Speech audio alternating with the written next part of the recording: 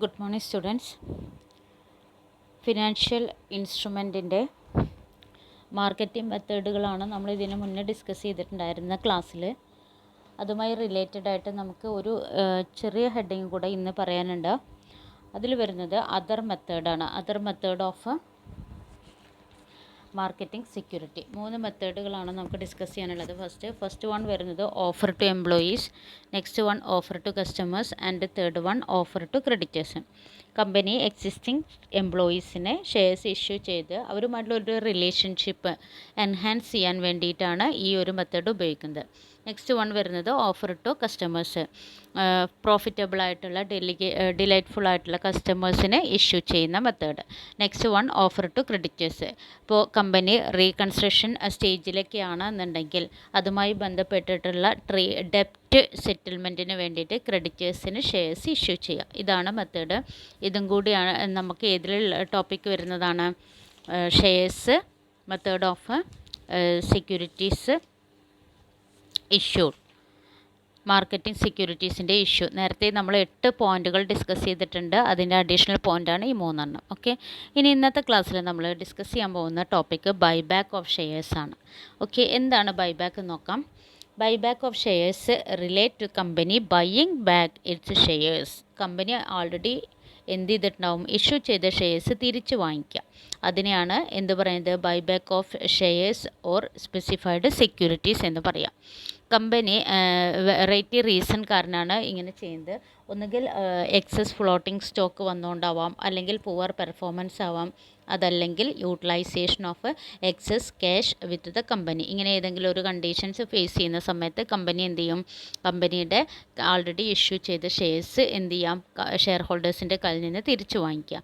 അതാണ് ഇത് പറയുന്നത് ബൈബാക്ക് ഓഫ് ഷെയർസ്. ഇതിൽ കമ്പനി ഉപയോഗിക്കുന്ന മോഡുകൾ നമുക്കൊന്ന് നോക്കാം. ഫസ്റ്റ് വൺ വരുന്നത് from the existing share holders or other specified holders on A proportionate basis through tender offer. ഇവിടെ കമ്പനി എന്ത് ചെയ്യാണ്, ഷെയർ ഹോൾഡേഴ്സിന് ഒരു ടെൻഡർ ഓഫർ ഇഷ്യൂ ചെയ്തിട്ട് അതിലൂടെ ബൈബാക്ക് ചെയ്യാം. അതല്ലെങ്കിൽ കമ്പനിക്ക് എന്ത് ചെയ്യാം, ത്രൂ മാർക്കറ്റ്, ഓപ്പൺ മാർക്കറ്റ് വഴി കമ്പനിക്ക് ബൈബാക്ക് ചെയ്യാം. മാർക്കറ്റ് സ്റ്റോക്ക് എക്സ്ചേഞ്ച് വഴി ആണ് ചെയ്യുന്നതെങ്കിൽ ഒന്നുകിൽ ബുക്ക് ബിൽഡിംഗ് പ്രോസസ്സോ അതല്ലെങ്കിൽ സ്റ്റോക്ക് എക്സ്ചേഞ്ച് മെത്തേഡോ കമ്പനിക്ക് യൂസ് ചെയ്യാം. ഈ 2 മോഡാണ് നമുക്ക് മെയിനായിട്ട് പറയാനുള്ളത്. ദ നെക്സ്റ്റ് വൺ നമുക്ക് ഡിസ്കസ് ചെയ്യാനുള്ളത് സോഴ്സസ് ഓഫ് ബൈബാക്ക് ആണ്. കമ്പനി ബൈബാക്ക് പ്രൊസീജിയർ നടത്താൻ ആവശ്യമായിട്ടുള്ള ഫണ്ട് കണ്ടെത്തുന്നത് എങ്ങനെ നോക്കാം. ഇതിൽ പറയുന്നത് out of its free reserve. Company ഒന്നുകിൽ ഫ്രീ റിസർവായിട്ട് മാറ്റിവെച്ച ക്യാഷ്, അതല്ലെങ്കിൽ സെക്യൂരിറ്റി പ്രീമിയം അക്കൗണ്ട്, ഇതിലുള്ള എമൗണ്ടുകളൊക്കെയാണ് മെയിനായിട്ട് കമ്പനി ബൈബാക്ക് പ്രൊസീജിയറിന് വേണ്ടിയിട്ട് യൂസ് ചെയ്യാൻ കഴിയുള്ളൂ.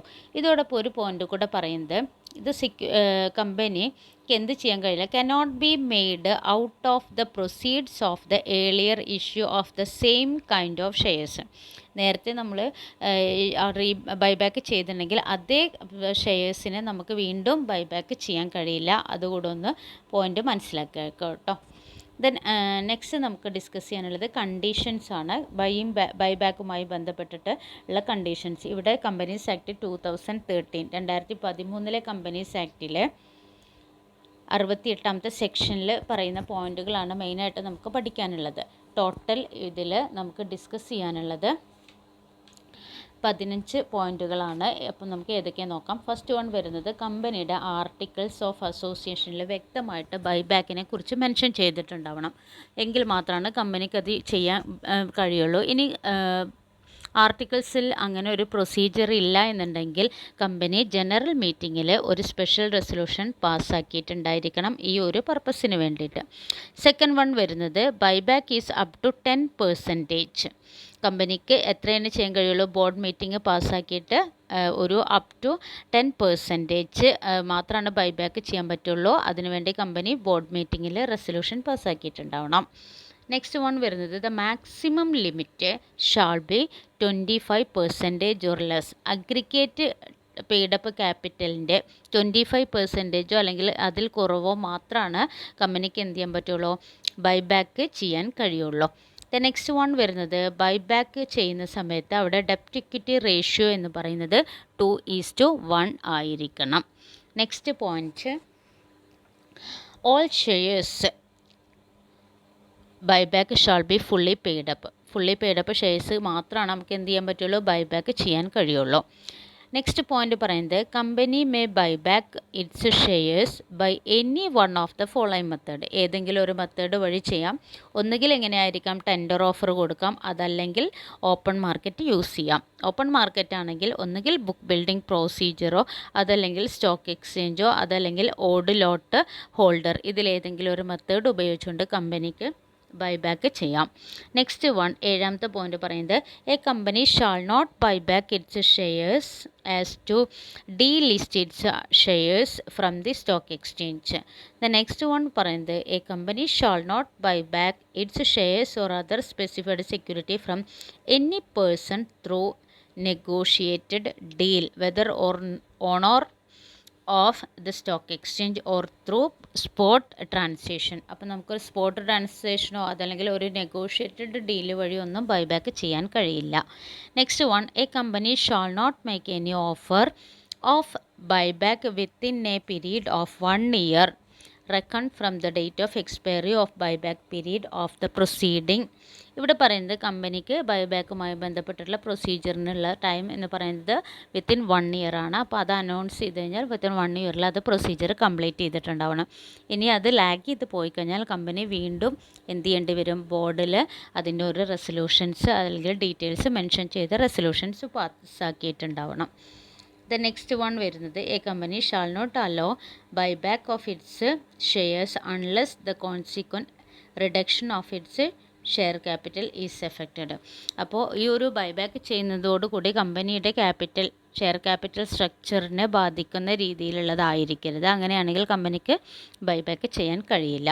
നെക്സ്റ്റ് വൺ വരുന്നത് company undertake buyback on its on shares out of.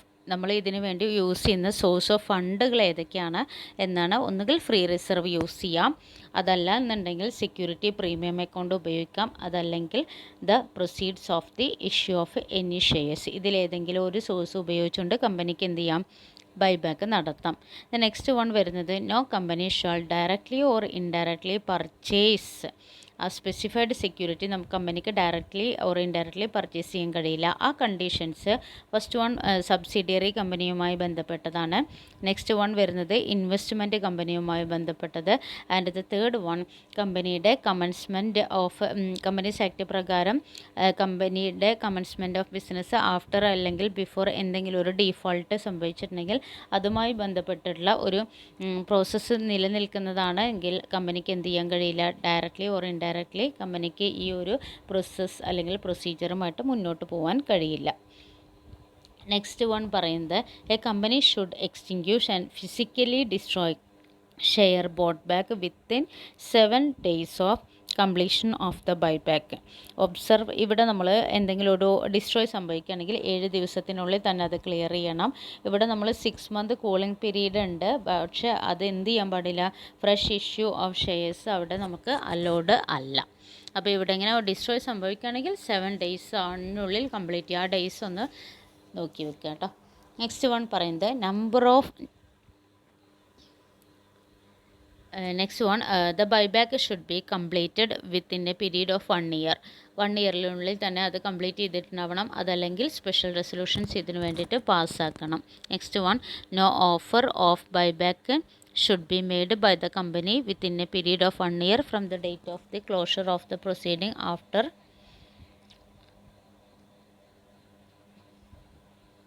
closure of the proceeding of buyback. 1 yearൽ ചെയ്യണം. അങ്ങനെ കംപ്ലീറ്റ് ആയിട്ടില്ലെങ്കിൽ റെസൊല്യൂഷൻ പാസ്സാക്കിയിട്ടുണ്ടാവണം. ഓക്കെ, നെക്സ്റ്റ് നമുക്ക് നോക്കാനുള്ളത് റീസൺ ആണ്. കമ്പനി ബൈബാക്ക് ചെയ്യാനുള്ള കാരണങ്ങൾ എന്തൊക്കെയാണ്? First one, improve the earning per share. Next one, improve return on capital. Next one, to provide an additional exit route to shareholders. And then fourth one, enhance consolidation of shares. Next one, prevent unwelcome takeover bid. Next one, return surplus cash to shareholders to achieve optimum capital structure and to service the equity more effectively, and also to support the share price during the period of sluggish market condition. അതായത് price മാർക്കറ്റിൽ decreasing ആണ് കാണിക്കുന്നതെങ്കിൽ ആ സമയത്ത് company support ചെയ്യുന്ന രീതിയിലാണ് buyback use ചെയ്യുന്നത്. Next നമുക്ക് നോക്കാനുള്ളത് advantages ആണ്. അഡ്വാൻറ്റേജസിൽ ടോട്ടൽ 10 പോയിൻറ്റ്സ് ആണ് വരുന്നത്. അതിൽ ഫസ്റ്റ് പോയിൻ്റ് മാത്രമാണ് നമുക്ക് പുതുതായിട്ട് പഠിക്കാനുള്ളൂ. ബാക്കിയൊക്കെ റീസണിൽ ഡിസ്കസ് ചെയ്ത അതേ ടോപ്പിക്ക് തന്നെയാണ് കേട്ടോ.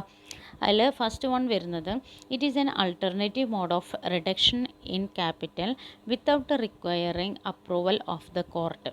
കമ്പനിക്ക് കോർട്ടിൻ്റെ അപ്രൂവൽ ഇല്ലാതെ ക്യാപിറ്റൽ റിഡക്ഷൻ പറ്റുന്ന ഒരു മെത്തേഡാണ് ഇത് ബൈബാക്ക്. അതാണ് മെയിൻ അഡ്വാൻറ്റേജസ്. ബാക്കിയൊക്കെ നമ്മൾ റീസൺ ഫോർ ബൈബാക്കിൽ ഡിസ്കസ് ചെയ്ത അതേ പോയിൻ്റ് തന്നെ നിങ്ങൾ അഡ്വാൻറ്റേജസ് ആയിട്ട് എഴുതിയാൽ മതി. ഓക്കെ, നെക്സ്റ്റ് നമുക്ക് നോക്കാനുള്ളത് മെത്തേഡ് ഓഫ് ബൈബാക്ക്. ഇന്ത്യയിൽ ബൈബാക്ക് ചെയ്യുന്ന മെത്തേഡുകൾ ഏതൊക്കെയാണ് എന്നാണ്. മെയിനായിട്ട് 3 മെത്തേഡാണ് ഇന്ത്യയിൽ യൂസ് ചെയ്യുന്നത്.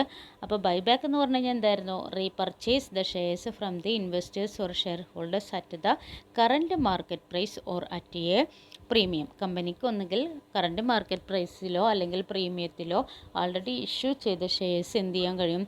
റീപർച്ചേസ് ചെയ്യാൻ പറ്റും. അതാണ് ബൈബാക്ക് മെത്തേഡ്. 3 മെത്തേഡാണ് ഇന്ത്യയിൽ യൂസ് ചെയ്യുന്നത്. ഫസ്റ്റ് വൺ വരുന്നത് tender offer method. Under this method, the company fix number of shares and buyback price. ഇവിടെ കമ്പനി എന്ത് ചെയ്യാണ്? എത്ര ഷെയർസ്, എത്ര എണ്ണം, എത്ര ബൈബാക്കിൻ്റെ പ്രൈസും കമ്പനി ഫിക്സ് ചെയ്യാണ് ചെയ്യുന്നത്. ഇങ്ങനെ ഫിക്സ് ചെയ്ത് കഴിയുമ്പോൾ ഇവിടെ ഇങ്ങനെ ഒരു പ്രത്യേകത എന്താണെന്ന് വെച്ച് കഴിഞ്ഞാൽ പ്രൊമോട്ടേഴ്സ് അല്ലെങ്കിൽ shareholders of the company are allowed to the process. കമ്പനിയുടെ ഷെയർ ഹോൾഡേഴ്സിനെയും അതേപോലെ പ്രൊമോട്ടേഴ്സിനൊക്കെ ഇതിലേക്ക് ഇൻവോൾവ് ചെയ്യുന്ന രീതിയിൽ അല്ലെങ്കിൽ അവർക്ക് ആ പ്രോസസ്സിൽ അലോ ചെയ്യുന്ന രീതിയിലാണ് ഏത് ചെയ്യുന്നത്? ടെൻഡർ ഓഫർ ചെയ്യുന്നത്. ഇതിൽ ഒരു ഓഫർ ലെറ്റർ കമ്പനി ഫ്രെയിം ചെയ്യും. അത് along with a form and prescribed ഫീസൊക്കെ ആയിട്ട് കമ്പനി അത് എന്ത് ചെയ്യും? അത് ഷെയർ ഹോൾഡേഴ്സിന് സബ്മിറ്റ് ചെയ്യാണ് ചെയ്യുന്നത് കേട്ടോ. അപ്പോൾ അതോടൊപ്പം ഡീറ്റെയിൽസ് ഡോക്യുമെൻറ്റുകളും ബാക്കി കംപ്ലീറ്റ് ആയിട്ട് അത് ഫില്ല് ചെയ്ത് ഫയൽ ചെയ്തിട്ട് വേണം ഈ ഒരു പ്രോസസ് ചെയ്യാൻ. ഇതുമായി ബന്ധപ്പെട്ടിട്ട് വരുന്ന ഇമ്പോർട്ടൻറ്റ് പോയിൻറ്റ്സുകൾ. ഫസ്റ്റ് വൺ വരുന്നത് the letter must be dispatched to the share holders at least 21 days before. Company buyback offer നടത്തുന്നതിൻ്റെ ഒരു 21 ഡേയ്സ് മുന്നേ പ്രൊമോട്ടേഴ്സ് അല്ലെങ്കിൽ ഷെയർ ഹോൾഡേഴ്സിന് അതിൻ്റെ ലെറ്റേഴ്സ് അയച്ചിട്ടുണ്ടാവണം, ഡിസ്പാച്ച് ചെയ്യണം. നെക്സ്റ്റ് വൺ വരുന്നത് offer remain active or open for minimum 50 days and maximum 30 days. ഇവിടെ ആ ഒരു ഓഫർ കൊടുക്കുന്നത് ഒരു ടൈം ലിമിറ്റ് വെച്ചിട്ടാണ്. ആ ടൈം ലിമിറ്റ് എന്ന് പറയുന്നത് 15 ദിവസം മുതൽ 30 ദിവസം വരെയാണ്. നെക്സ്റ്റ് വൺ വരുന്നത് payment must be made to the share holders within 15 of the tender buyback closure. ഇവിടെ payment must be made to the share holders within 15 of the tender. ആ ഒരു ടെൻഡറിൽ മെൻഷൻ ചെയ്തിട്ടുണ്ടാവും ആ buyback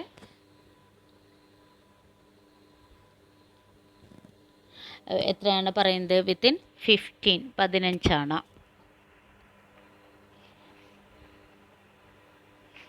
second method open market share buyback മെത്തേഡാണ്. ഇതിൽ company fix the maximum buyback price and purchase the shares from the market. അതോടൊപ്പം ഈ ഒരു മെത്തേഡിൻ്റെ മറ്റൊരു പ്രത്യേകത ഇവിടെ ഇങ്ങനെ company they have an option to lower the number of shares and price for buying back according to the situation അനുസരിച്ചിട്ട് കമ്പനിക്ക് അതിൻ്റെ പ്രൈസ് എന്ത് ചെയ്യാൻ പറ്റും? ഒന്നുകിൽ ലോവർ അല്ലെങ്കിൽ ആ ഒരു സിറ്റുവേഷൻ എന്താണോ ഡിമാൻഡ് ചെയ്യുന്നത് അതിനനുസരിച്ചിട്ട് കമ്പനിക്ക് ഡെസിഷൻ എടുത്തിട്ട് ചെയ്യാം. ഇവിടെ പ്രൊമോട്ടേഴ്സിനെ not allowed to take part in the buyback പ്രോസസ്സുമായിട്ട് ആരിനെ നമ്മൾ അലൗ ചെയ്യുന്നില്ല? പ്രൊമോട്ടേഴ്സ് അല്ലെങ്കിൽ ഷെയർ ഹോൾഡേഴ്സിനെ ഇൻവോൾവ് ചെയ്യുന്നില്ല. ഇതുമായി ബന്ധപ്പെട്ട് വരുന്ന അഡീഷണൽ പോയിൻറ്റ്സുകളും a company need to appoint merchant banker. ഇവിടെ നമ്മൾ പ്രൊമോട്ടേഴ്സോ ഷെയർ ഹോൾഡറോ ഇല്ല. കമ്പനി അപ്പോൾ ഈ ഒരു പ്രോസസ്സ് കംപ്ലീറ്റ് ചെയ്യുന്നതിന് വേണ്ടിയിട്ട് ആദ്യം എന്ത് ചെയ്യുന്നു? ഒരു മെർച്ചൻറ്റ് ബാങ്കറെ അപ്പോയിൻറ്റ് ചെയ്യുന്നു. ഈ മെർച്ചൻറ്റ് ബാങ്കറാണ് ഇതുമായി ബന്ധപ്പെട്ടിട്ടുള്ള ഫോം ഫയൽ ചെയ്തിട്ട് അത് പിന്നെ ഷെയർ ഹോൾഡേഴ്സിന് സെൻഡ് ചെയ്യേണ്ടത്. അതോടൊപ്പം തന്നെ ഈ മർച്ചൻ്റ് ബാങ്കർ അതിൻ്റെ ഒരു പബ്ലിക് അനൗൺസ്മെൻറ്റ് ചെയ്തിട്ടുണ്ടായിരിക്കണം. പബ്ലിക് അനൗൺസ്മെൻറ്റ് ചെയ്തതിന് ശേഷം 21 ഡേയ്സിനുള്ളിൽ ഷെയർ ഹോൾഡേഴ്സിന് ഓഫർ ലെറ്റർ നൽകണം. അതിൻ്റെ ഒരു കോപ്പി സെബിയിലും സബ്മിറ്റ് ചെയ്തിട്ടുണ്ടായിരിക്കണം. Then date of open market share buyback offer must be made at least 7 days. അങ്ങനെ ആ ഒരു മർച്ചൻ്റ് ബാങ്കർ അതുമായി ബന്ധപ്പെട്ട പ്രൊസീജിയർ 7 ദിവസത്തിനുള്ളിൽ തന്നെ കംപ്ലീറ്റ് ചെയ്യും. നെക്സ്റ്റ് മൂന്നാമത്തെ മെത്തേഡാണ് buyback of shares through stock exchange. Stock exchange വഴിയാണ് ബൈബാക്ക് ചെയ്യുന്നതെങ്കിൽ അതുമായി ബന്ധപ്പെട്ടിട്ടുള്ള റൂൾസ് ആൻഡ് റെഗുലേഷൻസ് ഉണ്ട്. അതറിയണം, അത് ഫോളോ ചെയ്യുകയും വേണം. നമുക്ക് ഇമ്പോർട്ടൻ്റ് ആയിട്ടുള്ള പോയിൻറ്റ്സ് സ്റ്റോക്ക് എക്സ്ചേഞ്ച് വഴി ബൈബാക്ക് ചെയ്യുമ്പോൾ ഏതൊക്കെയാണ് നോക്കാം. ഫസ്റ്റ് വൺ വരുന്നത് company must fix maximum price at which the buyback offer will be made to share. Company maximum price എന്ത് ചെയ്യുന്നുണ്ട്, ഫിക്സ് ചെയ്യാൻ കഴിയും. The next one share must not be purchase back from the promoter. കമ്പനിയുടെ പ്രൊമോട്ടേഴ്സിൻ്റെ കയ്യിൽ നിന്നുള്ള നമുക്ക് എന്ത് ചെയ്യാൻ പറ്റില്ല, ബൈബാക്ക് ചെയ്യാൻ കഴിയില്ല. പിന്നെ വരുന്നത് പബ്ലിക് അനൗൺസ്മെൻ്റ് ആണ്. 7 ഡേയ്സിനുള്ളിൽ തന്നെ അതിൻ്റെ റെസൊല്യൂഷൻ പാസ്സാക്കി 7 ഡേയ്സിനുള്ളിൽ തന്നെ പബ്ലിക് അനൗൺസ്മെൻറ്റ് ചെയ്തിട്ടുണ്ടായിരിക്കണം. പബ്ലിക് അനൗൺസ്മെൻറ്റ് ചെയ്തതിന് ശേഷം കമ്പനി അത് എന്ത് ചെയ്യണം, file a copy to the board മെമ്പേഴ്സിന് അതിൻ്റെ ഒരു കോപ്പി ഫയൽ ചെയ്തിട്ടുണ്ടായിരിക്കണം. ദ നെക്സ്റ്റ് വൺ വരുന്നത് it is important that the company must specify the total number of the shares. Company ബൈബാക്കിലൂടെ നമ്മൾ റീപർച്ചേസ് ചെയ്യാൻ ഉദ്ദേശിക്കുന്ന ടോട്ടൽ നമ്പർ ഓഫ് ഷെയർസ് എത്രയാണ് എന്ന് ക്ലിയർ ആയിട്ട് മെൻഷൻ ചെയ്യണം. അതിൻ്റെ ഡീറ്റെയിൽസ് കമ്പനിയുടെ വെബ്സൈറ്റിൽ അതല്ലെങ്കിൽ ഡെയിലി അത് അപ്ഡേറ്റ് ചെയ്തിട്ടുണ്ടായിരിക്കണം. നെക്സ്റ്റ് വൺ വരുന്നത് the buyback offer must only be made on the stock exchange. Stock എക്സ്ചേഞ്ചിലൂടെ നമ്മൾ ചെയ്യുകയാണെങ്കിലും എല്ലാ സ്റ്റോക്ക് എക്സ്ചേഞ്ച് വഴിയും നമുക്ക് ബൈബാക്ക് ചെയ്യാൻ പറ്റില്ല. നാഷണൽ വൈഡ് ടെർമിനൽ ഫെസിലിറ്റീസ് ഉള്ള സ്റ്റോക്ക് എക്സ്ചേഞ്ചിൽ മാത്രമാണ് എന്ത് ചെയ്യാൻ കഴിയുള്ളൂ, ബൈബാക്ക് ചെയ്യാൻ കഴിയുള്ളൂ.